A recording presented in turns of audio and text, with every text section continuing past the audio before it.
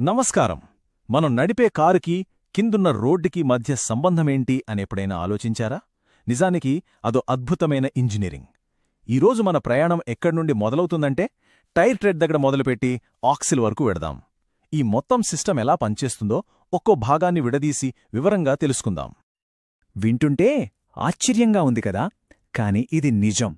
టన్నుల కొద్దీ బరువున్న మన వాహనం కేవలం 4 చిన్న రబ్బర్ ప్యాచ్ల మీద ఆధారపడి రోడ్డుతో కనెక్ట్ అయి ఉంటుంది. ఆలోచించండి. అందుకే ఆ చిన్న కాంటాక్ట్ ఏరియాను కంట్రోల్ చేసే వ్యవస్థ గురించి మనం ఖచ్చితంగా అర్థం చేసుకోవాలి. సరే, మన ప్రయాణాన్ని కింద నుంచి పైకి మొదలు పెడదాం. అంటే రోడ్డును తాకే ఏకైక భాగం అదేనండి. టైర్తో స్టార్ట్ చేద్దాం. అసలొక టైర్ లోపలేముంటుందో చూద్దామా? మనకు బయటకు కనిపించే భాగాన్ని ట్రెడ్ అంటారు. రోడ్డు మీద గ్రిప్పిచ్చేది ఇదే. వాన పడినప్పుడు నీటిని బయటకు పంపేది కూడా ఇదే. దాని కింద బెల్టులుంటాయి. ఇవి ట్రెడ్ను స్థిరంగా ఉంచి పంక్చర్లు కాకుండా చూస్తాయి. టైర్కి అసలైన బలమిచ్చేది దాని లోపల ఉండే కార్కాస్ అనే ఫ్యాబ్రిక్ నిర్మాణం. ఇక చివరగా బీడ్స్. ఇవి స్టీల్ వైర్ లూప్స్ అనమాట. టైర్ను వీల్కు గట్టిగా పట్టి ఉంచుతాయి. మనలో చాలామంది టైర్ సైడ్ చూసినప్పుడు కొన్ని నంబర్లు, అక్షరాలు కనిపిస్తాయి. అవేంటో అర్థంగాక ఏదో కోడ్ లాంగ్వేజ్ అనుకుంటాం కదా. కాని అందులో మనకు కావలసిన చాలా ముఖ్యమైన సమాచారముంది. పదండి, ఆ కోడ్ని ఇప్పుడే డీకోడ్ చేద్దాం.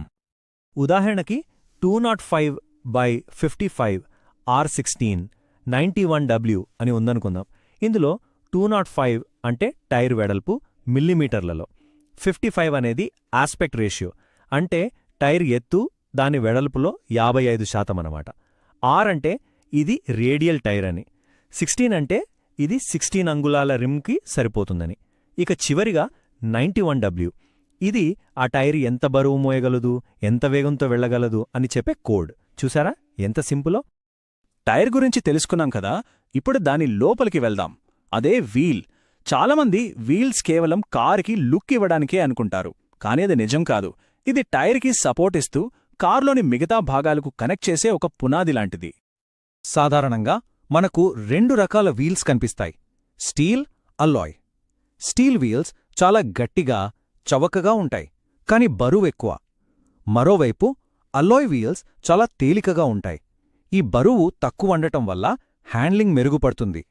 అంతేకాదు, ఇవి బ్రేకుల నుండి వచ్చే వేడిని కూడా స్టీల్ కన్నా బాగా బయటకు పంపిస్తాయి. ఇప్పుడు కొంచెం టెక్నికల్ విషయానికి వద్దాం. వీల్ ఆఫ్సెట్ వినడానికి కొంచెం కష్టంగా ఉన్నా ఇది చాలా సింపుల్. వీల్ను కార్కు బోల్టులతో బిగించే ప్రదేశం నుండి వీల్ యొక్క కరెక్ట్ సెంటర్ పాయింట్కి మధ్య ఉన్న దూరమే ఈ ఆఫ్సెట్ అన్నమాట. అసలు కొన్ని మిల్లీమీటర్ల తేడాతో ఏమొస్తుంది అనిపించొచ్చు. కారు నడిపే విధానాన్ని ఇంత చిన్న కొలత ఎలా మార్చేస్తుంది?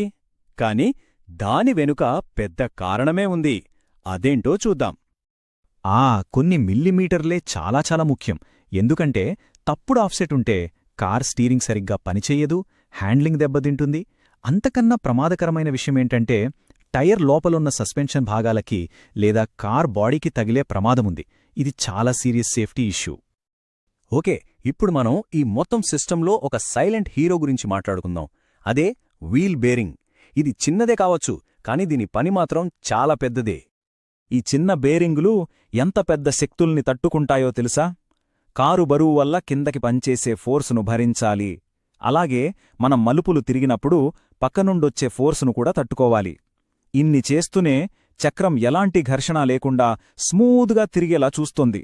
నిజంగా ఇది ఒక ఇంజనీరింగ్ అద్భుతమే. ఇక మన ప్రయాణంలో చివరి ఇంకా చాలా ముఖ్యమైన భాగం దగ్గరికొచ్చేశాం: యాక్సిల్. ఇది కారుకి వెన్నెముక లాంటిది. ఇంజిన్ నుండి వచ్చే శక్తిని చక్రాలకు పంపించడం, అలాగే వాహనం మొత్తం బరువును మోయడం, ఈ 2 పనులు ఇదే చేస్తుంది.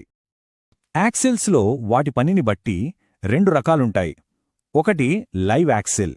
ఇది ఇంజిన్ నుండి పవర్ని వీల్స్కి పంపిస్తుంది.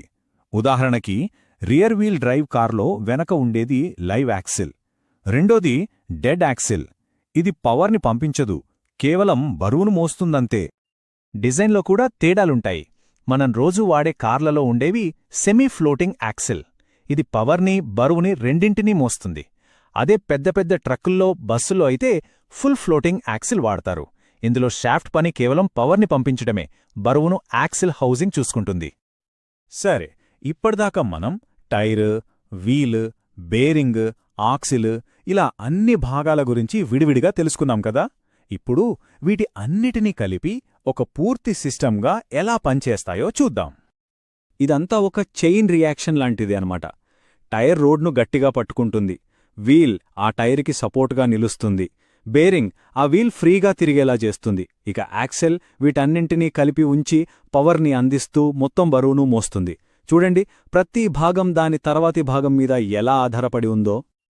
కాబట్టి మనం చూసిన ఈ భాగాలన్నీ టైర్, వీల్, బేరింగ్, యాక్సిల్ ఇవన్నీ ఒకదానితో ఒకటి కలిసికట్టుగా పనిచేస్తేనే మన ప్రయాణం భద్రంగా, స్మూత్గా ఉంటుంది.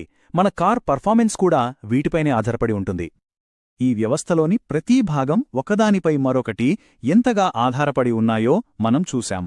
మరి ఇంత పర్ఫెక్ట్గా పనిచేసే ఈ సిస్టంలో ఒక్క చిన్న భాగం ఫెయిలైతే మొత్తం ప్రయాణానికి ఏమవుతుంది? ఈసారి డ్రైవింగ్ సీట్లో కూర్చున్నప్పుడు దీని గురించి ఒక క్షణం ఆలోచించండి.